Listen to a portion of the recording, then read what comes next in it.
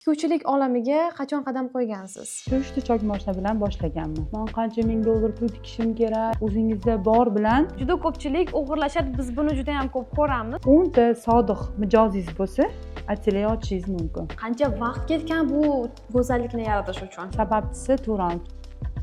Ayol istasa nafaqat o'z hayotini, balki atrofidagilarni ham hayotini o'zgartira oladi. Mana shunday ayollarimizdan biri, deyarli juda ham ko'pchilik tanigan, bilgan Lonia brendi asoschisi, ko'plab shogirdlarni yetishtirib chiqayotgan professional dizayner, Turan xalqaro universitetining jahon iqtisodiyoti va xalqaro iqtisodiy munosabatlar yo'nalishi talabasi Nigora Murodullayeva. Assalomu alaykum. Assalomu alaykum. Xush kelibsiz. Yaxshimisiz? Sizni ko'rganimizdan juda ham xursandmiz. Rahmat. Bugun dizaynerlikka, tikuvchilikka, moda olamiga qiziqadigan ayol va qizlarimiz uchun juda ham manfaatli bo'ladigan ajoyib suhbat bo'ladi. Ma'lumot o'rnida eslatib o'tamiz, biz yangi Turan podkast loyihasiga start berdik. Ushbu loyihamizga xabaringiz bor, bizning universitetimizda juda ham ko'plab o'zini biznesiga ega, tadbirkor, ko'plab yutuqlarga erishgan talabalarimiz juda ham ko'p. Undan tashqari bizni katta unvonlarga erishgan ustozlarimiz ham yetarlicha. Ana shunday insonlarimizni biz ushbu Turan podkast loyihamizga birma-bir taklif qilamiz va ularning muvaffaqiyat yo'llarini birgalikda sizlar bilan o'rganib chiqamiz. Ushbu loyihamizni birinchi sonli mehmoni aytib o'tganimizdek, o'zini kiyinish uslubiga ega professional dizayner Nigora Murodullayeva bo'ladilar. Nigora opa, yana bir bor xush kelibsiz. O'zingiz haqingizda qisqacha ma'lumot bersangiz. Nigora Murodullayeva, yoshim 35 ta, Lonia brend asoschisiman.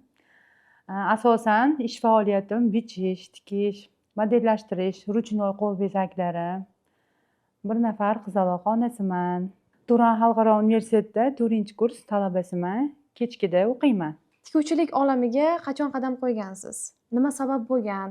Nima sababdan bu sohani tanlagansiz? Qanaqa qilib kirib qolgansiz? Shu haqida ham bizga batafsil.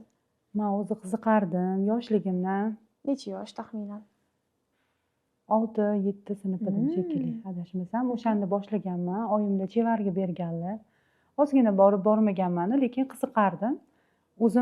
O'zim bichib tikardim. Hani ko'chada tayyor kiyimlar bo'ladi-ku, o'shalarimdan ko'rardim-da. Haligi yo'nalish bo'lmasa ham ko'rib o'zim bichib tikardim. Menda o'shanda boshlangan.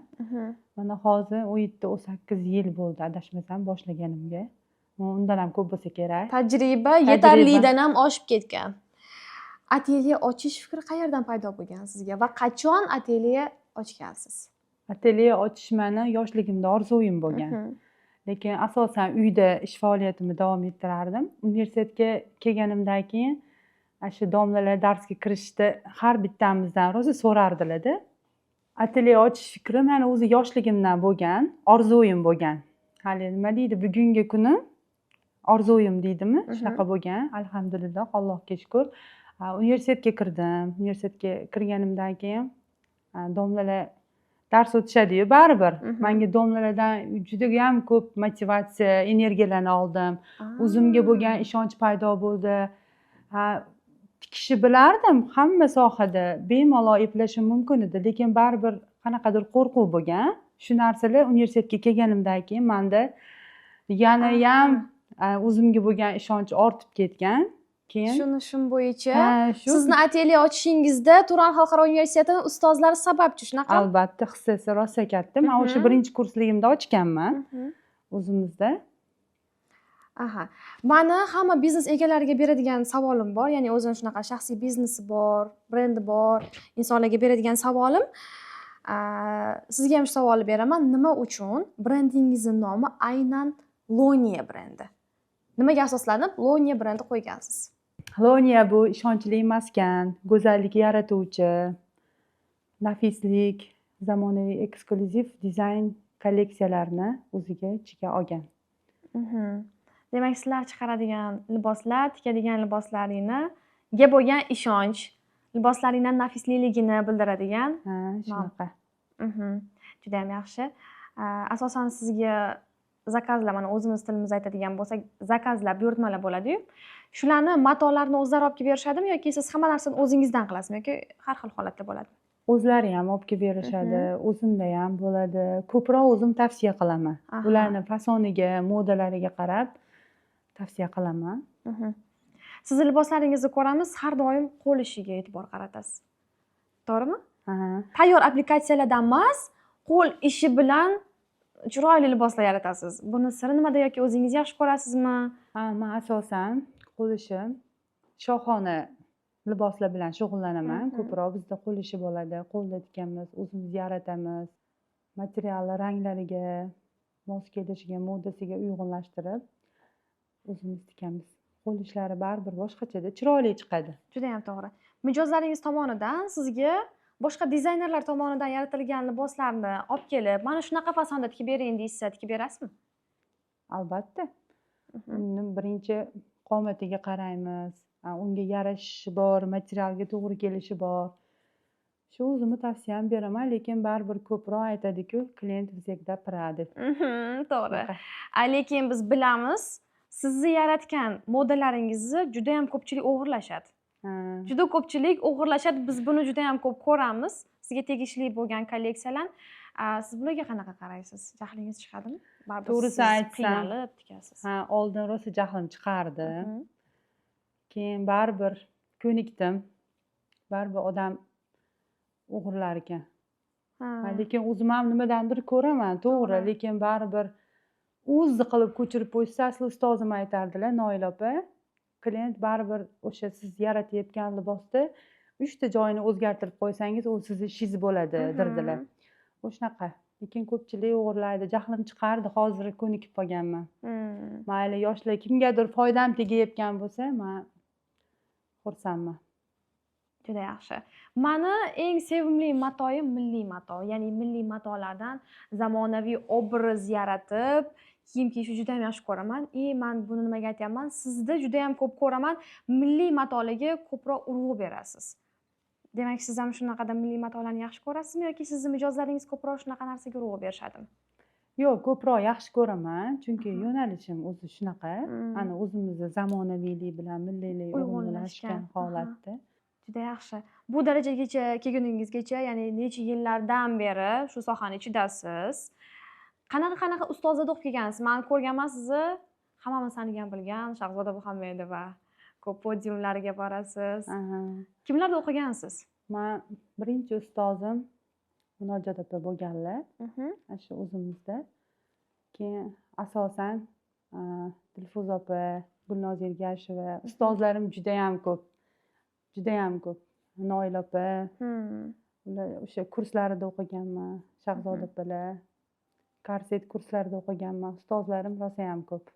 Baribir bu sohada bitta ustozda emas, qancha ko'p ustoz ko'rganingiz sari haligi aytadi-ku, chevarchilik kasbi igna bilan chuqur kovlaganday, choq qaziganday gap deb ko'p ustozlarim rosa ham ko'p bo'lgan. Sizni ham kelajakda podiumlarda chiqish, liboslar kolleksiyasini olib chiqish rejalari bormi yoki u narsaga hozircha xohish yo'q? Albatta bor. Inshaalloh niyatlarimiz bor. Qaysi yo'nalishda shunda milliycha olib chiqmoqchimisiz yoki zamonaviy obraz? Ikkalasi uyg'unlashgan holatda. Shunaqa qiling, men shuni tarafdoriman. O'zimizni milliyligimizni olib chiqsangiz, podiumlarda baribir boshqacha bo'ladi. Mana o'zi sizni vaqtingiz yo'q. Doim tikish, bichish ishlar bilan band bo'lasiz, lekin shunga qaramasdan siz sohangizga umuman aloqasi yo'q bo'lgan desa ham bo'ladi. Yo'nalishda universitetda tahsil olyapsiz. Nima uchun Turan xalqaro universitetini tanladingiz? Nima uchun aynan xalqaro munosabatlar yo'nalishini? Men to'g'risini aytsam, Rossiya ham o'qishga topshirganman.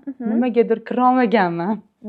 Hayotda hamma narsadan omadim kelgan, lekin shu soha bo'yicha kirolmaganman. Keyin Turan universiteti yangi ochilganda chiroyli, odam o'ziga tortadigan, tashqi ko'rinishlari menga yoqqan.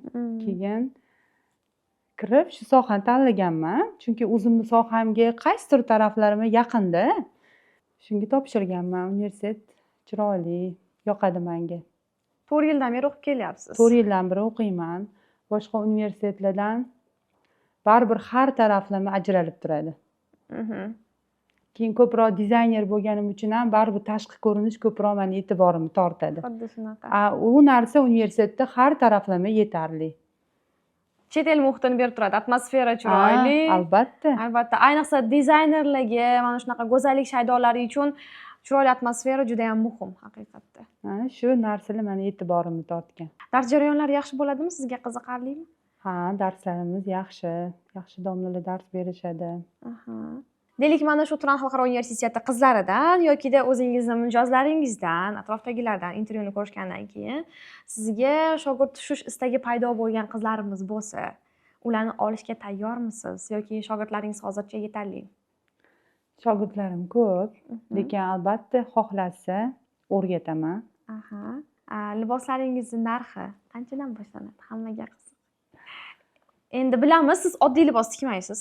Oddiy libos tikmaysiz. Har bitta liboslaringizga alohida e'tibor berib tikishingizni bilamiz. Shuning uchun minimum narxi qanchadan boshlanadi? Minimum narxi ko'proq 300 ming, ko'proq $50dan, $100, $150. Sarpilay kelsa, endi siz hozir просто narxini aytyapsiz, to'g'rimi? Oddiy narxlar. O'sha 300 ming so'mdan $100, $150gacha toshlariga, bezaklariga qarab, buyog'i qo'lishiga qarab, ketadigan rasxodlariga qarab qo'shiladi. ko'payib boraveradi. Deylik, tikishni biladi, bemalol bichish, hammasi qo'ldan keladi, lekin atelye ochishda ikkilanib turgan, qo'rquv bo'lgan qizlarimiz bo'lsa, endi bilamiz, juda ham ko'p qizlarimiz tikish bitishni bilishadi, lekin atelye ochishga qo'rqib turgan qizlarimiz bo'lishi mumkin. Deylik, menga o'xshab. Xuddi o'zimga o'xshab. O'zimda ham xuddi shunaqa bo'lgan. Mana ochdingiz. Shunaqa qizlarimiz bo'lsa, qanaqa maslahat bera olasiz? Ochish kerak. Alloh o'zi bir yo'l ko'rsatadi. Haligi men qancha ming dollar pul tikishim kerak, qanchadir oldin menda bo'lish kerak deb emas, haligi 10 ta chok moshina bilan boshlamasa ham, menga shu domla o'rgatganlar, o'zingizda bor bilan noldan chiqish kerak deganlar, noldan. O'zimda 3 ta chok moshinam bor edi, shu 3 ta chok moshina bilan boshlaganman. Haqiqatda o'zi Alloh o'zi yo'l ochar ekan, boshlash kerak ekan. O'sha niyat meni xayolga keldimi, boshlash kerak ekan. Alloh o'zi bir yo'l ko'rsatar ekan. Demak, qo'rqmasdan bemalol ishni boshlashsa bo'ladi. Boshlashsa bo'ladi. 10 ta sodiq mijozingiz bo'lsa, atelye ochishingiz mumkin. Qo'rqmasdan 10 ta sodiq mijoz bo'lsa, bemalol ochishingiz mumkin. Qiynalmaysiz unda. Hozir menda 10 ta tugul juda ham ko'p. Ba'zida uspet qila olmay qolaman. Ayniqsa sezonlarda klientlar xafa bo'lib ketishadi. To'g'ri. Eshikni qulflab olgan kunlarimiz ham bo'lgan. Mana hozirda mana ijtimoiy tarmoqlaringizda ko'ryapmiz, 25-may zakazlarni olyaptilar. 25-mayga qancha vaqt bor hali? To'g'rimi? Shunaqa. Atelyelarda bir qancha qizlar 25-mayga forma tiktirishyapti. Demak, hozirdan joyband qilib qo'ysanglar bo'lar ekan. Bo'ladi. Qo'rqmaylik. O'zi xayolingizga keldimi, u bekorga emasda. Alloh o'zi dilingizga solyaptimi, sizga eshiklar ochilyapti degani bu. Qo'rqmaslik kerak. Xayolga kelgan narsa, hamma narsa bo'ladi. Shu o'rinda mana yana aytib o'tamiz. Hamma ayol qizlarimiz ko'ylak kiyishga qiziqadi. Hamma ayollarning sevimli narsasi bu ko'ylak tiktirish, doimiy holatda tikuvchi tanlayotganda ko'proq ayollarimiz, qizlarimiz nimalarga e'tibor berishsin? Mana qanaqadir kimgadir ko'ylak tiktirishadi, tikuvchiga olib borishadi, nimasiga ko'proq e'tibor berishsin? Birinchi borishganda baribir birinchi kirgan insonga atelyeda haligi kiyimlarni manekenga ilib qo'yishadi. O'shandan ko'rishlari mumkin, haligi ishonch hosil qilib, kimga nima berib ketyapman deb, kiyimni shundan ko'rishsa bo'lishadi. Choklari, qo'lishi, hozir ko'proq siz boya aytib o'tganingizdek, ko'chadan olib yopishtirib qo'yishadi. U yuvilsa chiqib ketadi. To'g'ri. Lekin ruchnoyda sifatga, to'g'ri, mana ozgina qimmat tikadi deyishadi ko'pchilik, lekin to'g'ri, qimmat tikishi mumkin, lekin men ishlatayotgan ipam, matoyam, har bitta detalim sifatli narsa ishlataman. Toshlarim ham Swarovski, yaxshi toshlardan foydalanaman. Shunga ozgina narxi ham qimmatroq. Matolaringizni asosan qayerdan olib keltirasiz? Toshkentdan, Namangandan, o'zimizdan olaman. Hozir biz intervyumiz uchun maxsus tikkan liboslardan adashmasam 2 xil obraz ko'tarib kelganlar. Hozir shuni sizlar bilan birgalikda ko'ramiz, juda ham chiroyli liboslar. Ko'rsatib berasizmi? Mayli. Nigor opa yaratgan go'zallik, bu cho'pon komplekt do'ppilari bilan polniy qo'l ishi qilingan. Nigor opa, bu qanaqa matodan, qancha vaqt ketgan bu go'zallikni yaratish uchun? Bu go'zalligimiz matosi Hindistondan keltirilgan. Matosi ipak, lyon materiali, beshupkali, ruchnoylari Swarovski, biserlardan 2-3 hafta Loniya atelyesi bilan tikilgan. 2-3 hafta ketgan. Aha. Do'ppisini bir kun tikdim. Bir kun vaqtim ketdi, o'zim tikdim do'ppisini. Bemalol yuvib kiysa bo'ladigan, ko'p yillik xizmat qilib beradigan chopon ekan bu. Toza ipak matodan tikilgan ekan. Shunaqa? Do'ppi ham 100% ruchnoy. Aha. Bu ham tayyor aplikatsiya emas, ruchnoy. Yaqinlashtirib ko'rsatishingiz ham mumkin. Bu navbatdagi maxsus kelinimiz uchun tikkan go'zalligimiz. Matosi fransuzskiy gefir. Dubaydan keltirilgan. Bu muhtasham tikkani kolleksiyalari, materiallari, matolari. Biserlari yaponskiy biser, Swarovskiy toshlar bilan bezatilgan. Mana yerda ham pogonlari bor, yelkalarida. Bu joyda qo'lishlari bor ekan, ha? Ruchnoylari bor. Klientimiz xohishlariga binoan shunaqa nejniy qilib, unaqa ortiqcha ko'p bezaklardan foydalanilmagan. Demak, bo'lajak kelinlarimiz fotosalonlardan arenda qilib emas, bemalol sizga o'zlari uchun maxsus qilib tiktirishsa ham bo'lar ekanda, shunaqa? Ha, shunaqa. Men boshidagi laylosi bilan. Men hozir shu yerda aytib o'tib ketishim kerak.